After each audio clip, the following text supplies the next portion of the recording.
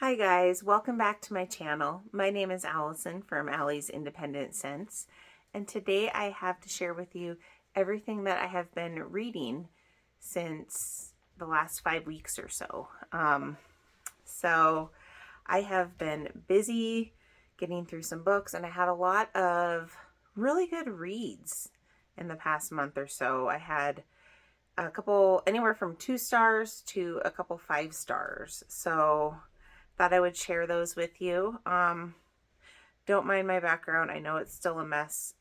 It's a work in progress with my books. So I'm actually getting the new Harry Potter Scentsy warmer, and it's shaped like the Harry Potter book, the first book. And so I'll be replacing one of my warmers here, doing some rearranging, and hopefully I'll have time to organize my books. But right now, they're just a mess. So anyway, let's talk about what I've been reading. So, I've been kind of trying to do this in between when I meet for my physical book club at the library. And this time it ended up being 5 weeks between meeting sessions. So here we are. I'm just going to go in order of the books I read since we talked last about books. And the first one I have is The Housemaid by Frida McFadden. And this was a 5 star read for me. This was really good, fast paced. I got through this in just a couple of days. It was a great page turner. So I will read you the synopsis on the back of the book, and then I'll tell you my thoughts briefly on all of these books and try to keep them spoiler free for you. So this says, every day I clean the Winchesters' beautiful house top to bottom. I pick up their daughter from school and I cook a delicious meal for the whole family before heading up to eat alone in my tiny room on the top floor. I try to ignore how Nina makes a mess just to watch me clean it up, how she tells strange lies about her own daughter, and how her husband Andrew seems more broken every day. But as I look into Andrew's handsome brown eyes, so full of pain, it's hard not to imagine what it would be like to live Nina's life. The walk-in closet, the fancy car, the perfect husband.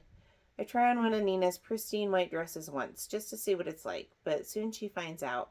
And by the time I realize my attic bedroom door only locks from the outside, it's far too late. But I reassure myself. The Winchesters don't really know who I am. They don't know what I'm capable of. So, this is a Frida McFadden book, and she's really popular right now with thrillers. And you'll see I've been on a thriller binge. Most of what I read this month was thrillers. So I have a few of her books in here, but this was my first Frida McFadden book to read. Really enjoyed it. It is about this gal who she gets hired to be a live-in maid for this well-to-do couple, and she does have a history that kind of makes it hard for her to find steady employment. In fact, she was living in her car before she got this job, and everything seems perfect, and then you start to find out that things are not as they seem. But when you think you know how they actually are, then you get a plot twist. There's lots of plot twists in here. I did not guess what was happening or how it would end. I do feel like there was a lot of gaslighting. Everybody was kind of gaslighting everyone else in this book, but it did make it too hard to guess what was actually going on. So I gave this book a 5 stars because of how entertaining and easy to read it was. Side note, after I gave this 5 stars, I realized that I should have gave The Maid's Diary 5 stars. So I went back and gave that a 5 star on Goodreads, which I had originally given a 4 star to. I'm starting to realize that I don't need to be as tough on what I give 5 stars to. It's just going to be based on how much I enjoyed the book and would recommend it and all that.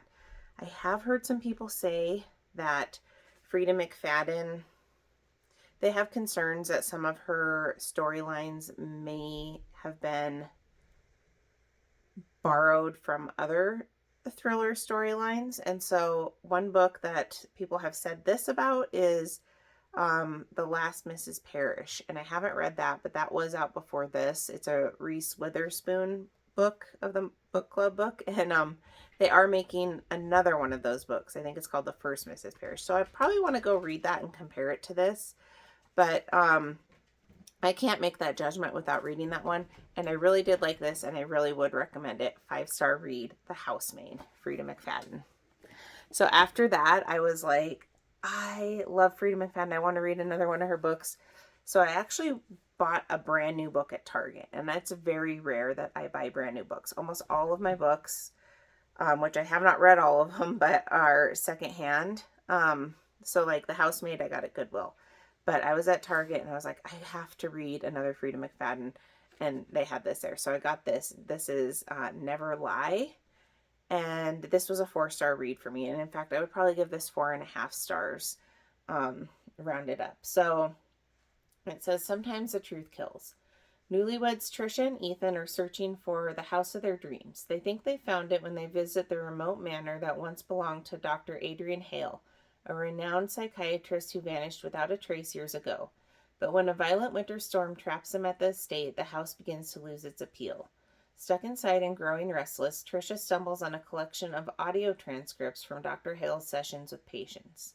As Trisha listens to the cassette tapes, she learns about the terrifying chain of events that leads up to the doctor's mysterious disappearance. With each tape, another shocking piece of the puzzle falls into place, and a web of lies slowly unravels.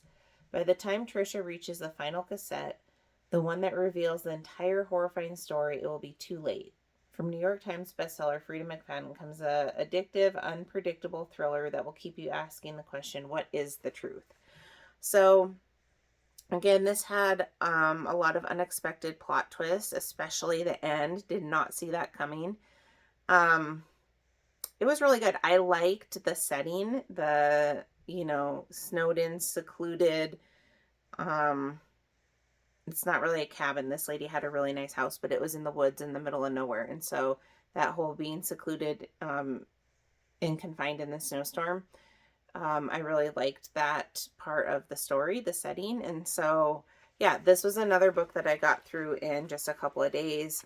Really liked it. And that was just reading the physical copy on both of these. Just got through them that quick because it was just really good. So if you're looking for a good fast-paced thriller, lots of twists and turns, I would recommend Never Lie. Okay, so my third and final Freida book I read was The Housemaid's Secret. I read this one next, and this is the sequel to The Housemaid. And there is going to be a third one that's coming out in June. So this is the second one. I gave this 4 stars. It wasn't as good as the first one, and it could be just because I read it so close to the first one, but some of it was just kind of like, what are the chances that she would get herself into these crazy situations? Again, different, but still that crazy. So it says, it's hard to find an employer who doesn't ask too many questions about my past. So I thank my lucky stars that the Garricks miraculously gave me a job cleaning their stunning penthouse with views across the city and preparing fancy meals in their shiny kitchen. I can work here for a while, stay quiet until I get what I want. It's almost perfect, but I still haven't met Mrs. Garrick or seen the inside of the guest bedroom. I'm sure I hear her crying. I notice spots of blood around the neck of her white nightgowns when I'm doing laundry, and one day I can't help but knock on the door. When it gently swings open, what I see inside changes everything. That's when I make a promise. After all, I've done this before. I can protect Mrs. Garrick while keeping my own secrets locked up safe. Douglas Garrick has done wrong, and he's going to pay. It's simply a question of how far I'm willing to go. So, yeah, it was good. A lot of plot twists. I did had the main character and at least one other character that was in the first book. So I did like that. I liked kind of getting to know her a little bit more, but again, my only thing was like, what are the chances that she would get into all these crazy situations again? So the third book is supposed to be about her settling down in her own house and kind of a domestic thriller in that location rather than as her as a maid in other people's homes. So that was good. I would recommend it. But I would recommend that you read the first one first. You don't need to necessarily because it is a separate story, but I would recommend that you read them in that order. Okay, so the next book I read, I gave this a 4 stars. This is Verity by Colleen Hoover. Let me read you the back of it here. Loan Ashley is a struggling writer on the brink of financial ruin when she accepts a job offer of a lifetime. Jeremy Crawford, husband of best-selling author Verity Crawford, has hired Loan to complete the remaining books in a successful series his injured wife is unable to finish. Loan arrives at the Crawford home, ready to sort through years of Verity's notes and outlines, hoping to find enough material to get her started. What Loan doesn't expect to uncover is the chaotic office is an unfinished autobiography Verity never intended for anyone to read. Page after page of bone-chilling admissions, including Verity's recollection of the night of her family was forever altered. Loan decides to keep the manuscript hidden from Jeremy, knowing its contents could devastate the already grieving father. But as Loan's feelings for Jeremy begin to intensify, she recognizes all the ways she could benefit if he were to read his wife's words. After all, no matter how devoted Jeremy is to his injured wife, a truth this horrifying would make it impossible for him to continue loving her. A standalone romantic thriller from #1 Times best-selling author Colleen Hoover. So yeah, Colleen Hoover is primarily a romance writer, and as far as I know, this is her only book that's not romance, and it's her only book that's a thriller. If I'm wrong, please let me know down below because I would be interested in reading more thrillers from her. I'm not big into romance books or a lot of smut, and that's why primarily why I gave this a 4, because there is a fair amount of smut in here. And that's probably from her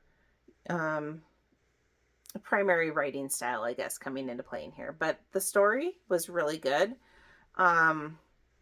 If you have read this, let me know in the comments. Are you team manuscript or team letter? I am team manuscript. And at this point, the end of this book is gonna kind of blow your mind, and you're gonna wonder what team you're on. And that'll make more sense when you read it. But I would recommend this. So one part that I was kind of like, I don't know how realistic that is, but it still worked. I still really enjoyed this book. Again, it only took me a few days to read it.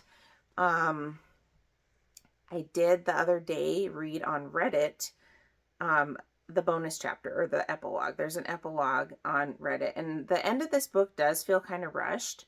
And I read that Colleen Hoover said it was because she only had a couple days to get the final copy into the editor.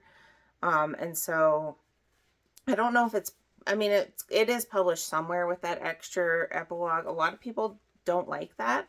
I liked it. I thought it gave this more layers and even made it more confusing or not confusing, but questionable. You were really questioning, okay, what do I believe here? What's really going on? So if you have only read this without the additional chapter or epilogue, go onto Reddit and just Google Verity or search Verity extra chapter, and it's on there. There's a couple versions on there, but there is a full one that's 30 pages, I think, just pictures that people have taken of the inside of the book. And that did leave me with more questions, but it also made me reconsider my thoughts on certain characters. And I don't want to give it away, so I don't want to say really anything more, but this is a good book. If you don't mind a little bit of smut and you can get past that, the thriller part of it was really good. I enjoyed this, and 4 stars. And yeah, it's one that keeps you thinking afterwards, what was really the situation? Okay, the next book, this is another 4 star for me, and this is Riley Sager, The Only One Left. Verity, actually, let's see. I think all 3 of these I got at my local secondhand bookstore, where you can exchange books and all that. And I like how they put these library style plastic jackets on all of them. They put this plastic on all of their hardcover jackets there. So I picked this up there. This was my first Riley Sager book, and I will be reading more of his. I really liked this. So I think the synopsis is on the inside here. So it says, at 17, okay. Best-selling author Riley Sager returns with a deliciously twisted and addictive gothic chiller about a young caregiver assigned to work for a woman accused of a Lizzie Borden-like massacre decades earlier. So it says, at 17, Lenora Hope hung her sister with a rope. Now reduced to a schoolyard chant, the Hope family murders shocked the Maine coast in one bloody night in 1929. While most people assume 17-year-old Lenora was responsible, the police will never be able to prove it. Other than her denial after the killing, she has never spoken publicly about that night, nor has she set foot outside Hope's End, the cliffside mansion where the massacre occurred. Stabbed her father with a knife, took her mother's happy life. That's part of the chant. And now it's 1983, and home health aide Kit McDeer arrives at a decaying Hope's End to care for Lenora after her previous nurse fled in the middle of the night. In her 70s and confined to a wheelchair, Lenora was rendered mute by a series of strokes and can only communicate with Kit by tapping out sentences on an old typewriter, with her left hand only. One night, Lenora uses it to make a tantalizing offer. I want to tell you everything. Last part of the chant. It wasn't me, Lenora said, but she's the only one not dead. As Kit helps Lenora write about the events leading to Hope family massacre, it becomes clear that there's more to the tale than people know.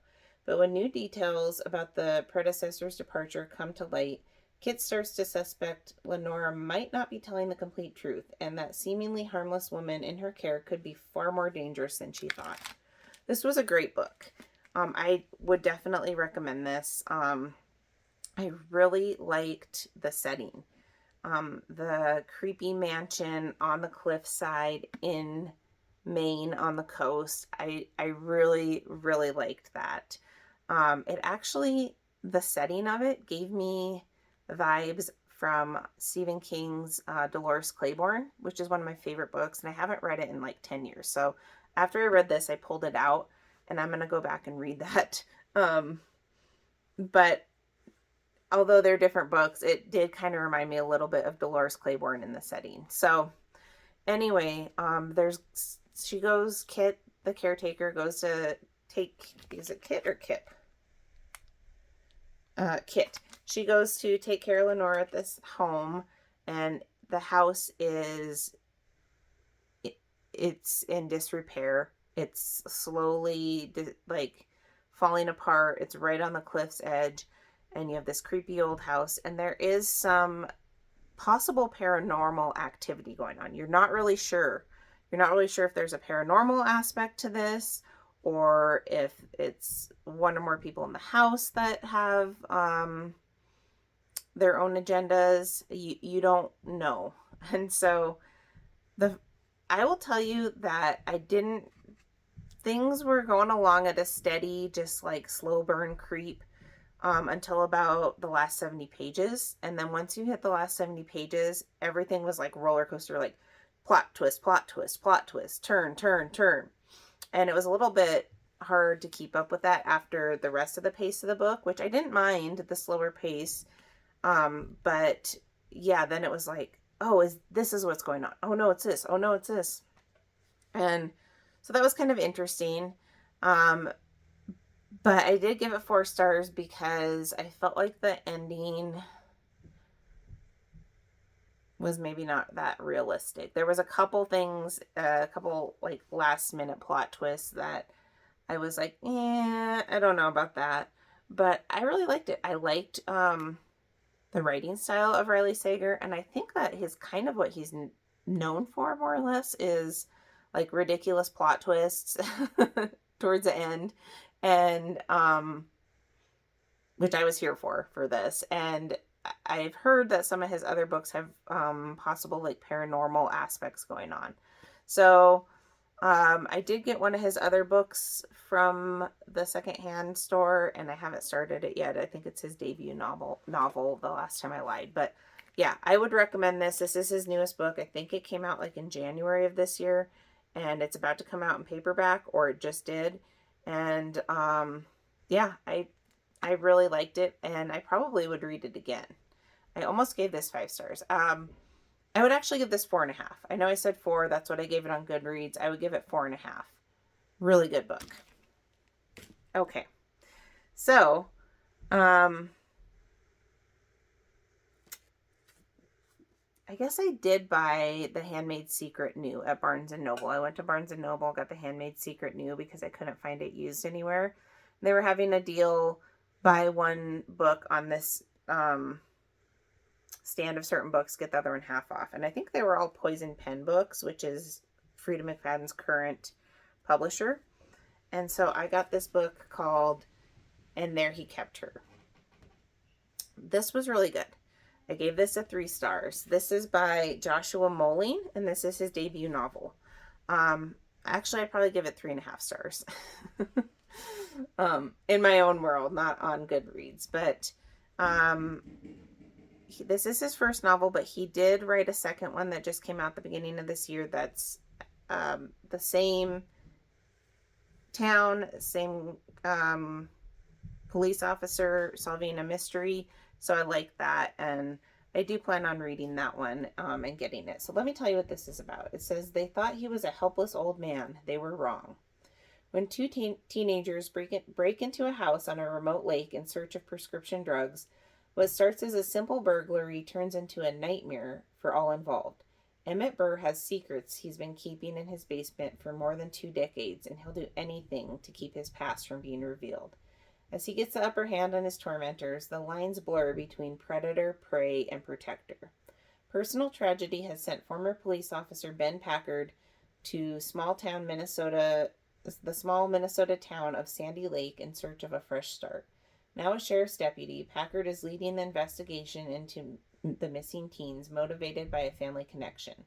As clues dry up and time runs out to save them, Packard is forced to reveal his own secrets and dig deep to uncover the past of the place he now calls home.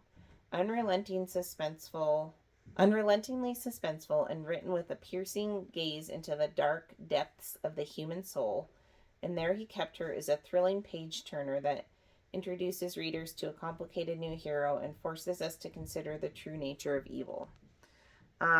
This is another one that I read like over a weekend, maybe 3-4 days.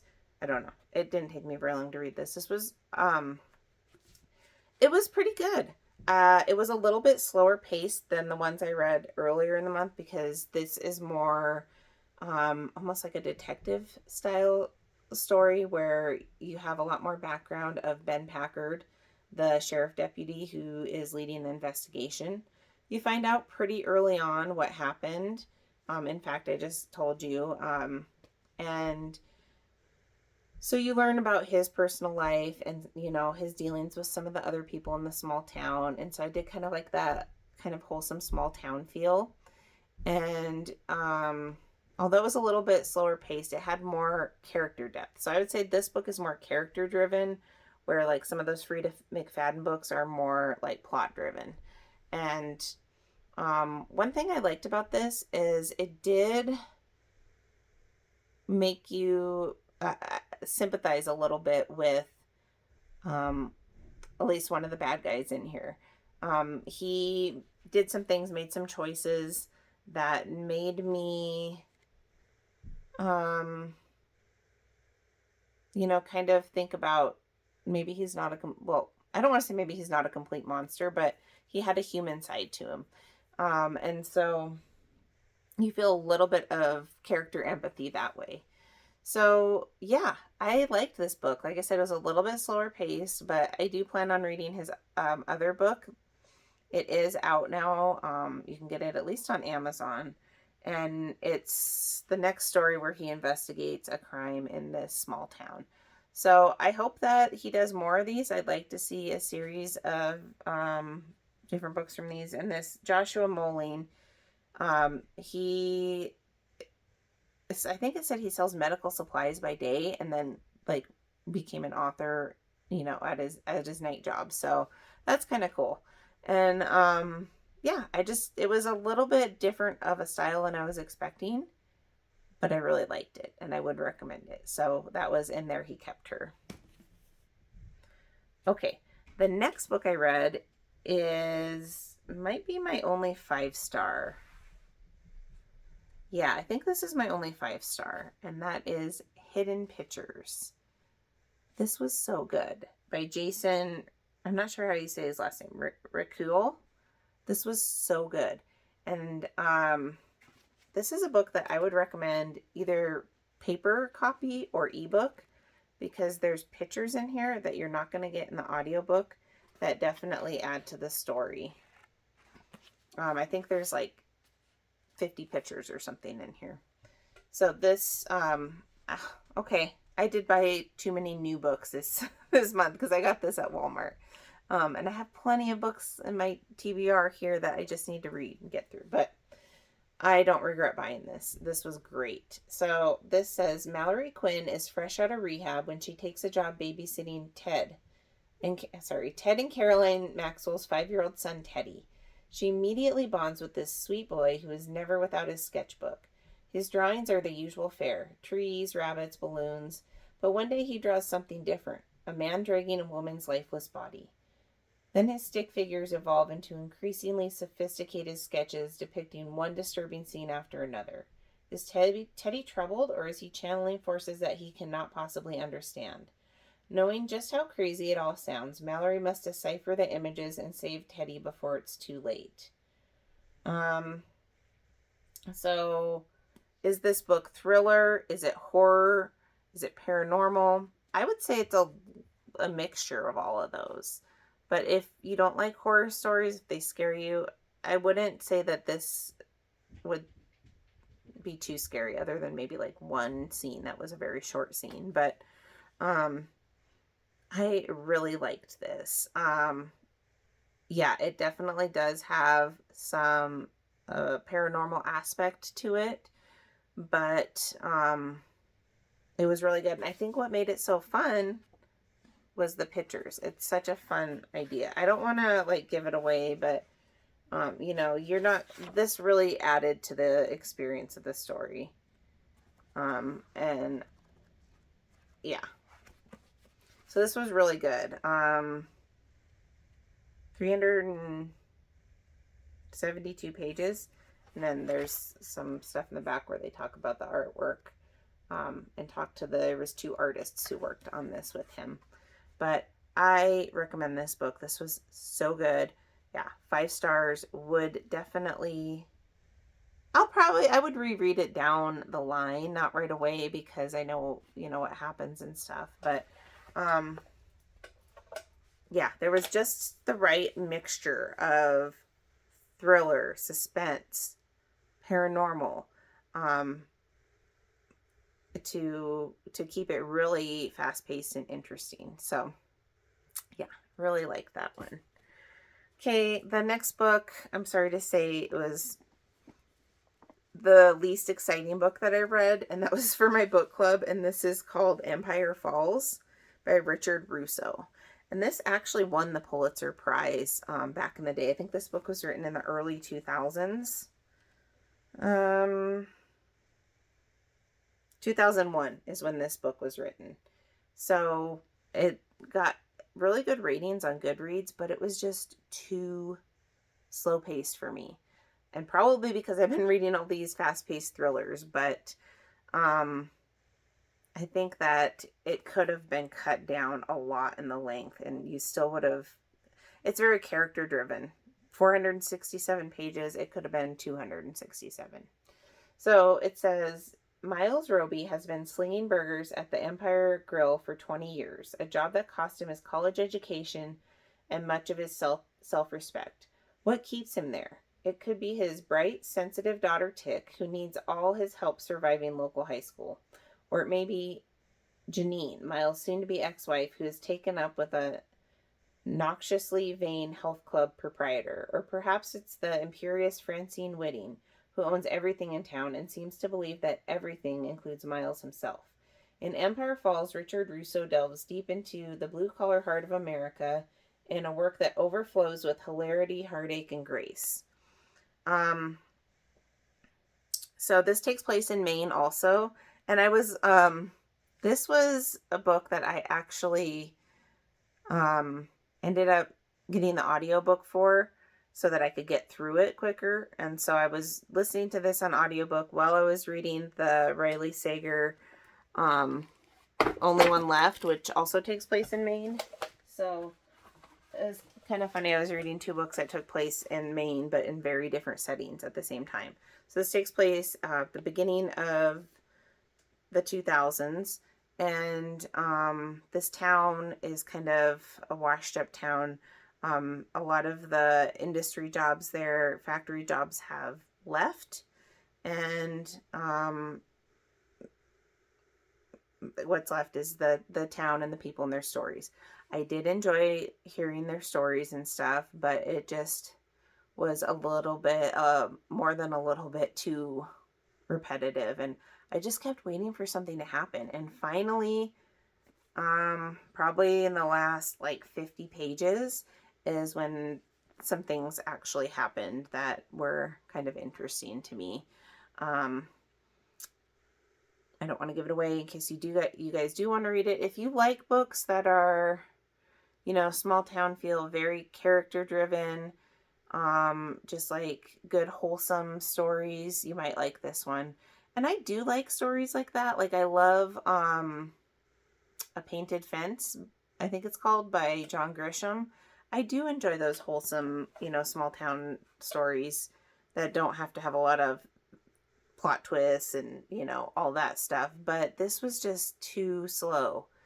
The stuff that happens towards the end of it was relevant to culture at the turn of the 21st century. And you hear like his daughter gets an email address and like she's emailing with a boy, and that's kind of like a new thing then and stuff like that. But just a lot of the stories, it goes back to his childhood in Empire Falls and stuff like that. And yeah, it was just meh. They did make I think it was a series, maybe it was a movie, but I think it was a series on maybe Showtime, one of those channels. And was it not Clint Eastwood, but one of those directors made it into a show. And I don't know, maybe it would have been more interesting when it came out. Maybe I'm just not in the right place right now with my reading mindset, and I'm getting back into reading and stuff. But for me, this would not be a repurchase. In fact, I saw this at Goodwill when I was reading it, and I was like, I'm not going to get this for my collection. I would not recommend this unless it was the right type of person where I thought they would like it. But even at that, like, I just feel like it just went on and on and on. And so when I went to the book club where we picked this, we didn't have I like to go to a book club where they have something picked out or we can discuss beforehand. But we didn't have anything like that going on. And so we kind of just like looked at a list briefly and we're like, oh, that sounds interesting. Let's do that, without really, I guess, looking into it more, even though I probably still would have picked it based on the ratings on Goodread and the Pulitzer Prize and all of that. But yeah, it'll be interesting to see what other people think of it. I think there are people in that book group, some a little bit older demographic, that would enjoy this more. But it'll be interesting to see if anybody else just kind of got bored with it, like to the level that I did. So, I don't know. I don't really regret reading it though, because it's something that I would have never read on my own, which is the point of a book club, And so the other thing is, because we didn't decide right away, it didn't come in until like a week before we were supposed to meet again. And so they extended it a week. So now it's 5 weeks between the book club, which is fine. And that we are going to have something they're going to have something picked out for us going in next time. So that will help get us back on track and stuff and not lose all that time. But yeah, I don't know. You can tell I'm just not that impressed. So sorry, but it is what it is. Different strokes for different folks. Okay. So that one good thing about that book is it did get me into audiobooks. I've listened to audiobooks before, kind of have a hard time with my attention span, but I have found that if I'm reading the same physical book as I'm listening to it, it does help. Like I can read it, sit down and read it, but if I need to get up and do housework and do chores and stuff, do the dishes, I can listen to the audiobook. And of course, it depends on the narrator. That book actually had a good narrator. I like the narrator in that one. But that kind of got me into audiobooks. So when I read this, I got the audiobook off of Audible. I renewed my subscription with Audible.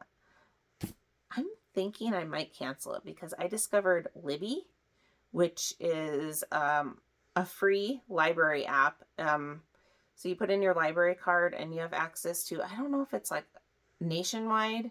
I think it's only in your area. So I think I have access to like all the ebooks, audiobooks, and everything like that in Montana, basically. And so there's like 18,000 free audiobooks that I have access to. So that's really exciting for me. And when I downloaded it, I did put some books on my wait list, on hold, which some of them have come up already.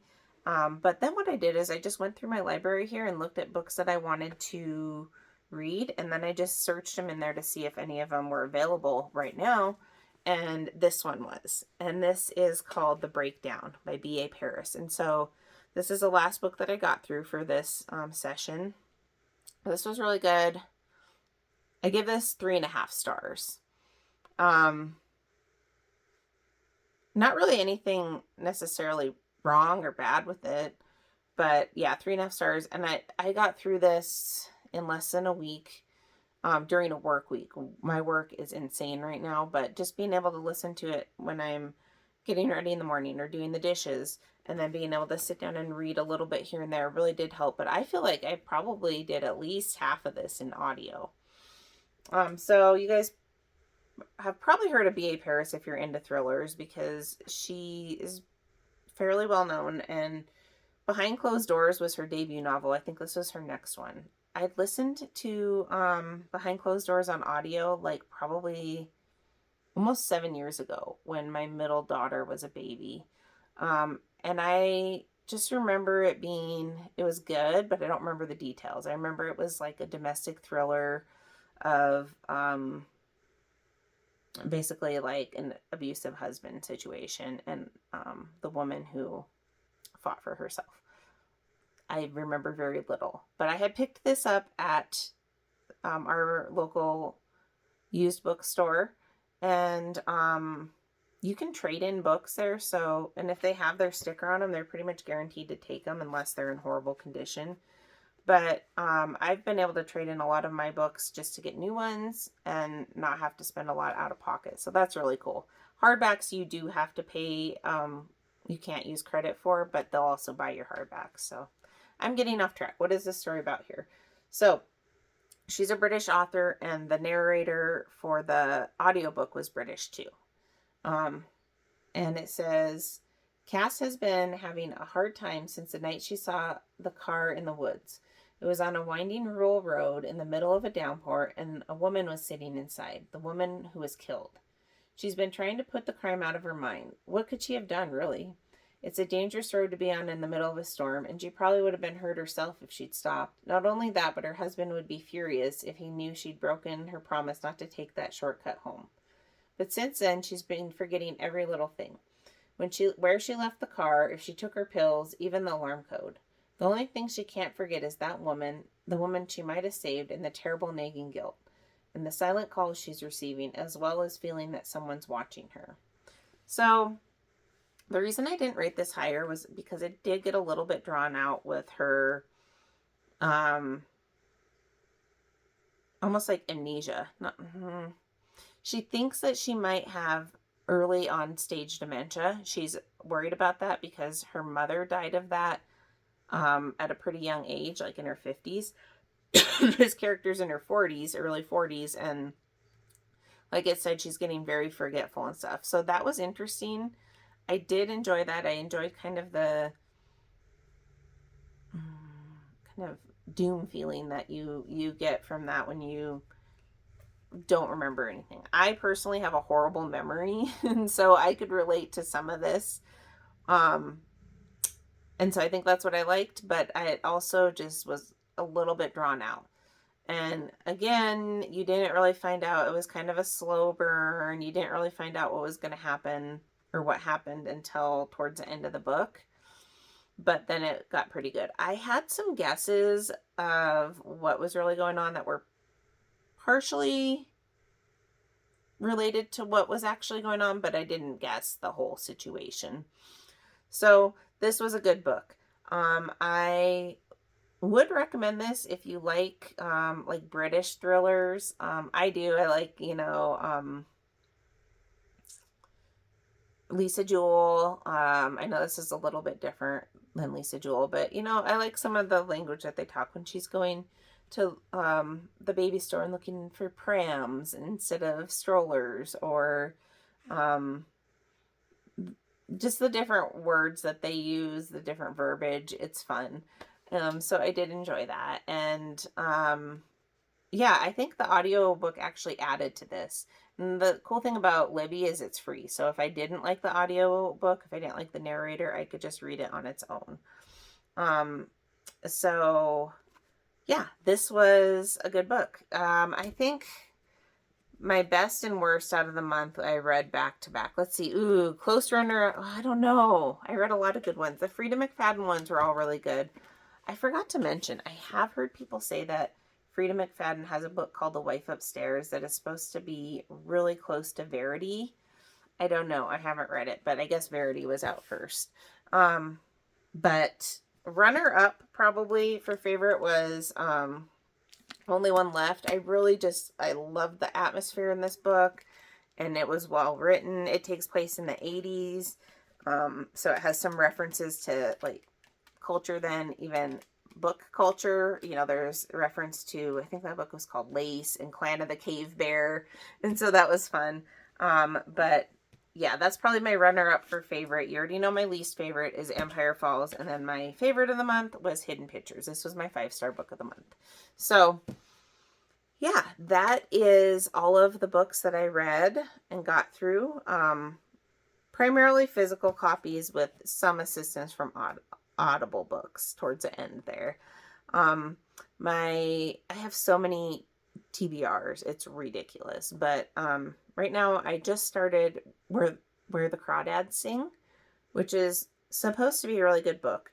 I just started that last night, and I have the physical book. It's also on Libby in Audible audio and ebook, so I do have those options to help me along with it if I want to. And then I also really want to read Ruth Ware. I think it's called The Death of Miss Westaway. I have it, and so I want to read that. Someone recommended that here on this channel. I'll probably read that this month, whatever my book club book is. And I might branch out into some other genres. I think I wanted to try A Court of Thorn and Roses possibly, but I'm just really into thrillers right now, and I'm really having fun with them. And so I don't see any reason to force myself into anything else. But yeah, that's what I've been reading. Let me know what you guys have been reading. If you've read any of these books, what your thoughts are. Are you team manuscript or team letter? And if you have any good recommendations, I would love to hear them. Just because I have a huge backlist of TBR, that doesn't mean that I still wouldn't read a book outside of that if somebody recommends it, and especially if it's one I have on hand. So thank you guys so much for joining me. I have been loving doing this with you guys. I hope you're enjoying the content, and I will catch you in the next video. Bye, guys.